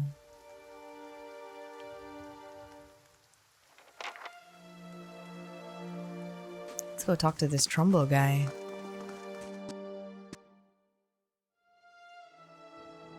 And he just let us in. An elven man stands before you, his relatively stocky build suggesting a life of labor. His face is pale and drawn, and his eyes wide. Behind him, a younger man and woman exchange worried glances. The miller raises a club as you enter. It shakes violently in his grip. Get back if you value your life. Hold on, I'm not here to hurt anyone. The miller hesitates, then lowers the club a fraction. Who are you? Is Swainier roping foreigners into his little crusade now? What was all that ruckus outside? Trumbull shakes his head. Where to begin? Swainier's whipped them up into a froth, going on about the grain stores. Claims I've hidden away most of it. Oh, we got experience for that. All I do with the grain is sell it. I can't create it out of thin air, and I can't hand it out for free. I pay the farmers for the crops they bring in, and I sell what comes out of the mill. Most of it goes to the Black Hound on the west side of town for ale, and Swainier and his lot sure don't mind that part. You take a look at the fields on the way out into town. The crop's blighted. Most of what I'm getting from the farmers, Trumbull gestures to the sacks and containers, it's gone off, rotted through. I can't pay top prices for blighted wheat, and I've barely got enough good grain to go around. Swainier's howling after things he has no right to. Maybe I ought to have a talk with Swainier then. The miller all but sags with relief. I'd be grateful if you did. He won't listen to me anymore, but maybe you'll have better luck. Tell him we're all having a hard time of it, and we'll all have to make some sacrifices. We'll be in your debt for it if you can convince him. Oh, this will be easy. Right? Swainier. He's probably a pretty chill guy. Where do you think he's hanging out? Probably in the inn, huh? Souvenir. Oh, we can't go in there.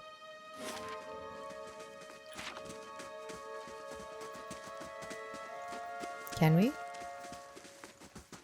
Oh. Hello?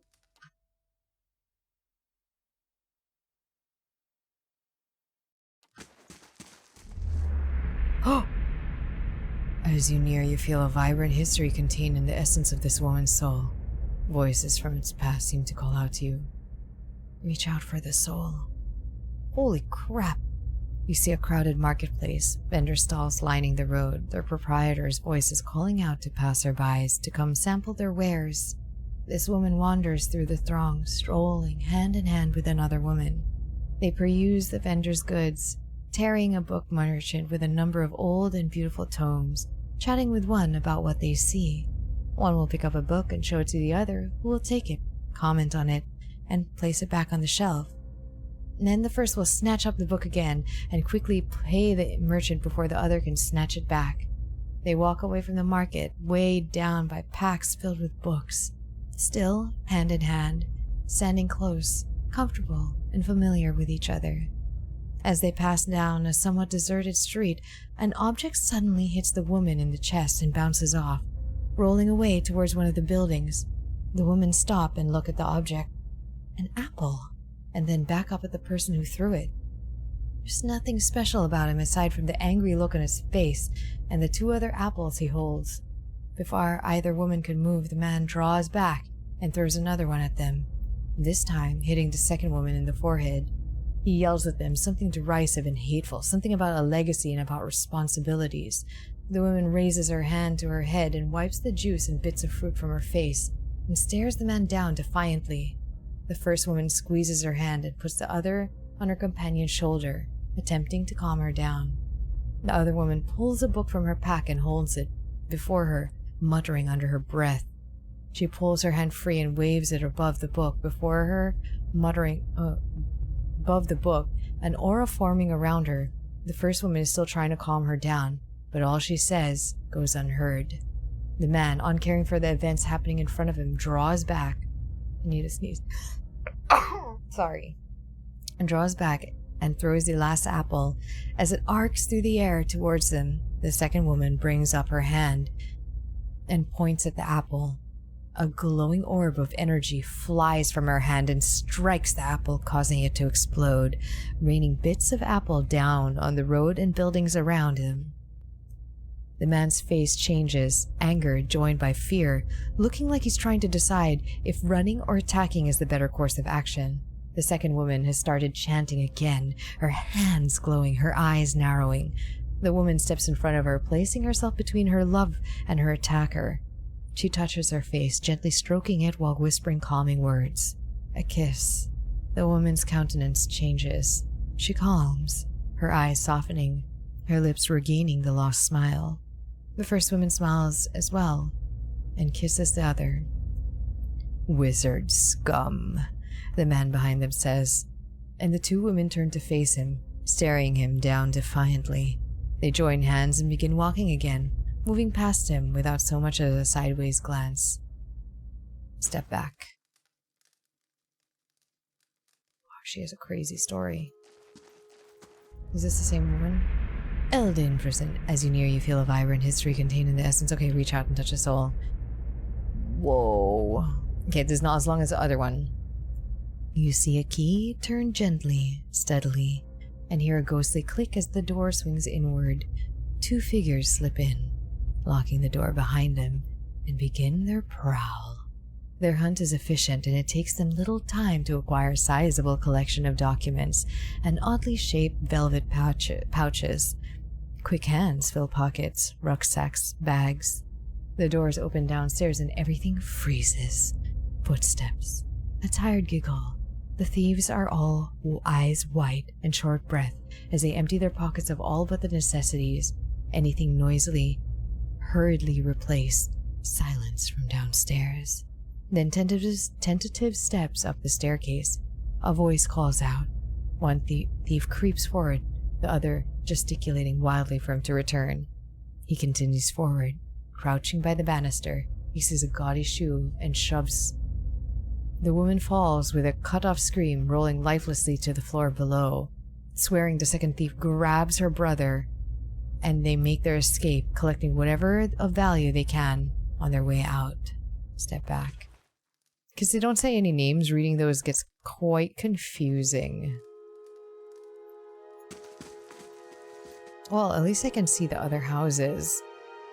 But I could do watchery things. And it's a lot of watchery things. There's more houses. Well, let's see if we can fix this feud. So I have a feeling the feud is here at the inn. Let's see if he's here.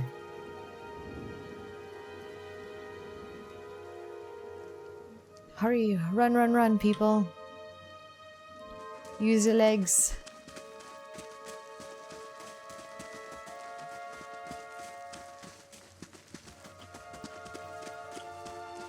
Is this him? Villager. Okay, if he's not here, then we go look for the cook.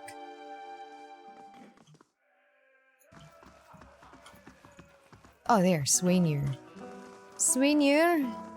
Welcome. Don't know who you are. Don't much care. Keep walking. We're not here to chat with foreigners.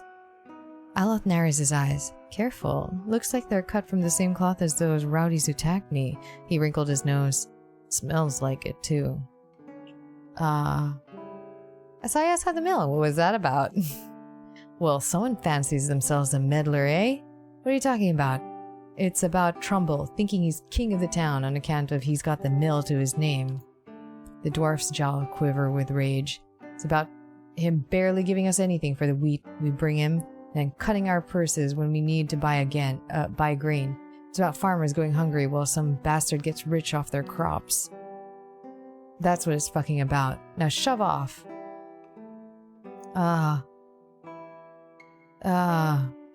What if I buy you all around? Will you talk to me then? Swainir considers it. Briefly, he looks to the others. Fair enough. You bring us something to wet our throats? I'll feel up to trading words. Okay, where's the server? Server, you. Give me ales. Oh. Pasca. I need alcohol. Good day, stranger. Did I see what you have? I'd like to buy a round for the fine fellows over there. Fine fellows, you're having me on. Any more fighting and I'll have to ban Swainir from the inn entirely. The innkeeper frowns. Until then, it's 6 copper pieces for the lot. Alright, here we go. Here you are. Right then. Here, 3 drinks for 3 fools. Just take care with them. They're a hot-tempered bunch. Alright. Yes, the alcohol will definitely improve their mood. Hello. I brought drinks. Hey, so you have. By the flame, I never thought I'd be so happy for a mug of the Blackhound shit beer. Gods, that's good. Alright then. You've got my attention. What is it you've got to say that's worth a round of drinks? Okay, there's no sense in threatening the miller. You have him up against the wall. Maybe you could ask some of the other villagers for help. Maybe you could tell me more about what's going on. There. Maybe you could tell me more about what's going on. It's like I said, the miller's in charge of the grain prices. He says there's fair, but I know for a fact that folks like Offra pay half of what we do. Dwarf sighs. Maybe we've been a bit rough with him, but what are we supposed to do? Can't keep paying. We're gonna starve. And do you think Trumbull's gonna be sorry about it when we do?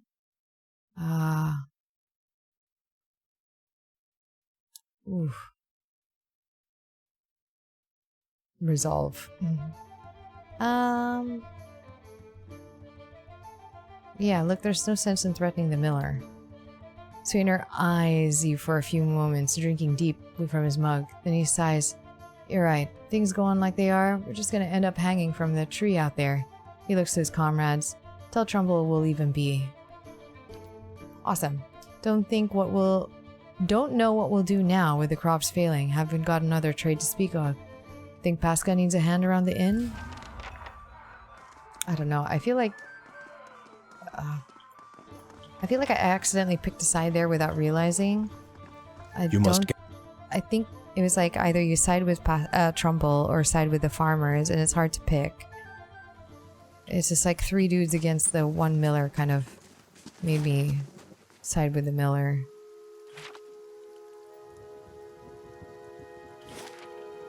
Oh look, I can see them moving. Here's my little adventuring group.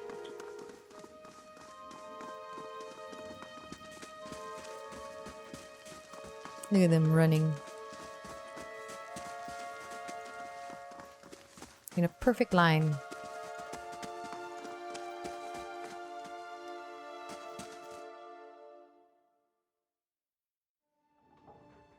Trumbull, here you are.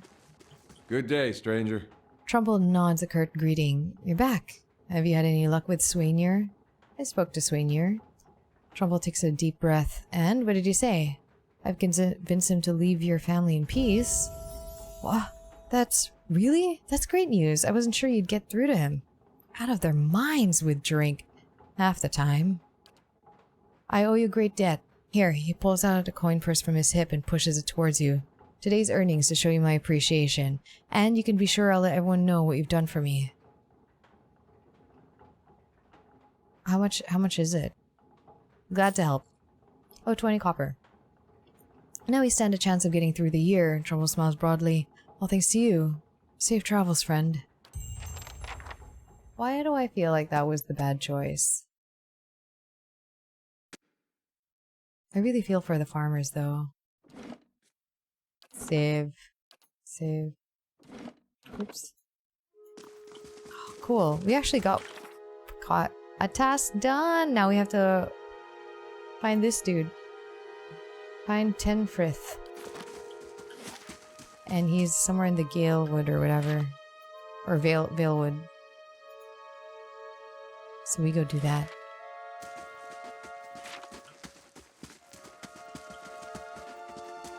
Then we go do main quest stuff.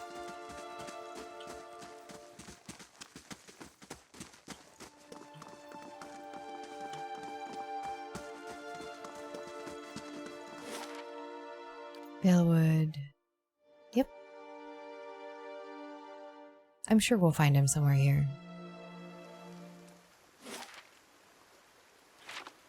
I'm sure of it. Look, there's even a tent here.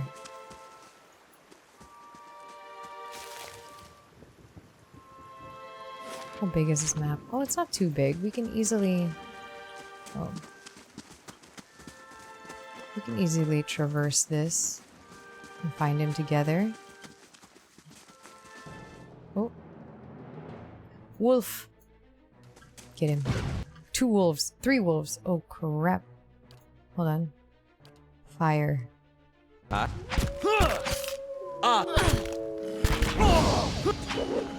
Yeah, burn those wolves.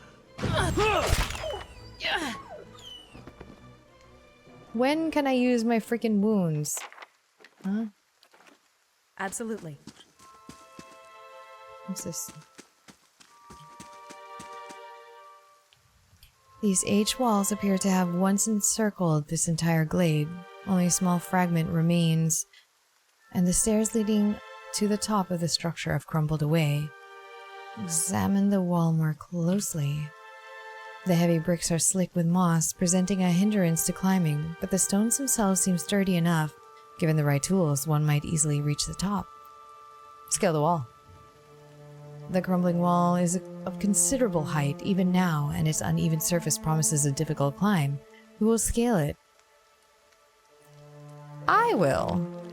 You find a handhold upon one of the large stones and start to pull yourself up, but the uneven bricks and odd angles of ascent make the climb difficult, and after a short distance, your arms begin to burn too fiercely.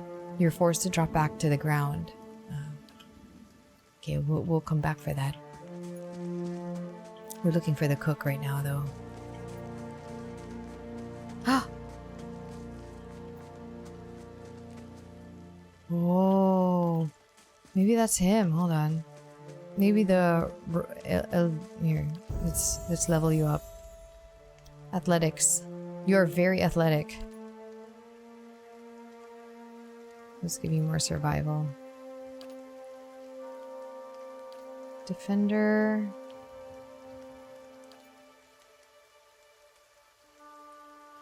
This to be converted to hits.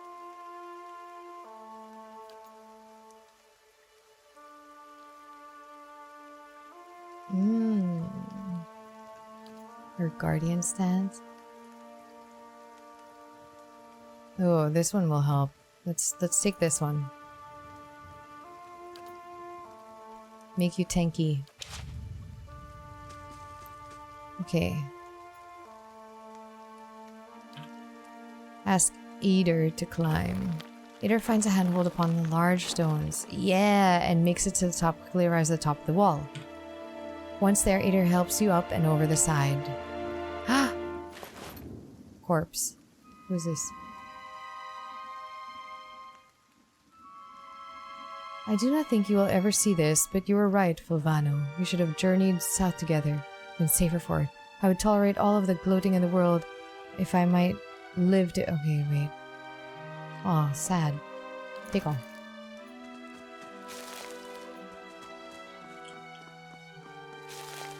Okay, that wasn't the cook.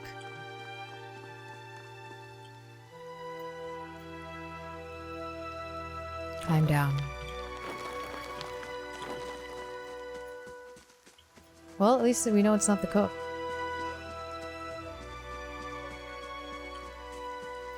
Hey. Hi? Yes?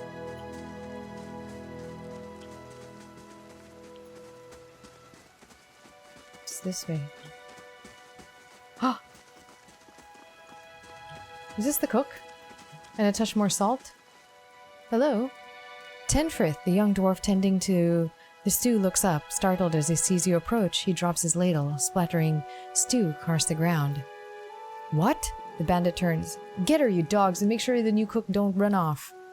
Help, please, help me! One of the bandits gives Tenfrith a kick as they pass him, and he huddles. Poor Tenfrith. Okay. You, I want you to guardian stance. Hey. And then protect me, by the way. I'm gonna go stand over here. I'm here.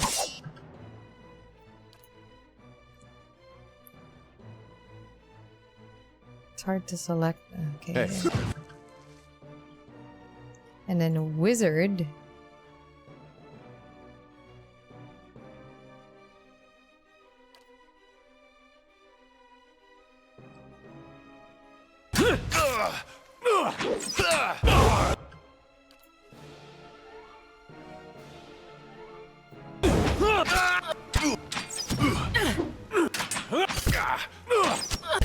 When will I be able to use this, huh? Just like wail on this dude. Why are you? Okay, yeah.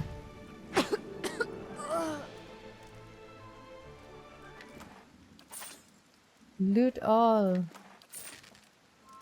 Tenfrith. Certainly. Gods keep you. By the flame, thank you, thank you, thank you. I thought I'd be stuck cooking for these ignorant weasels for the rest of my life, or until they were bored with me, I suppose. Did Pasca send you? She must be beside herself. I must get back at once, but listen, the next time you're in Gilded Vale, make sure to drop by the Black Hound. I'll let her know what you've done for me. I'm sure she'll do right by you in turn. Oh, to be back at my oven again. Nice. He was late for dinner, but he finally made it. Let's loot all of this, head back to town. We can explore more of this area later.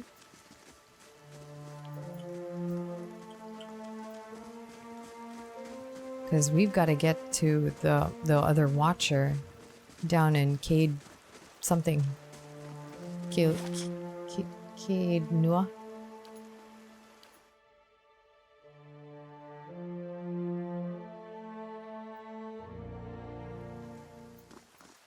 Gotta check out the inn, then go to Cade Noah.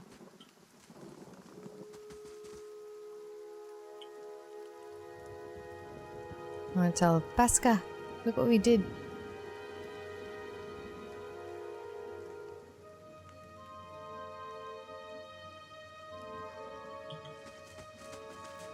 Here they are.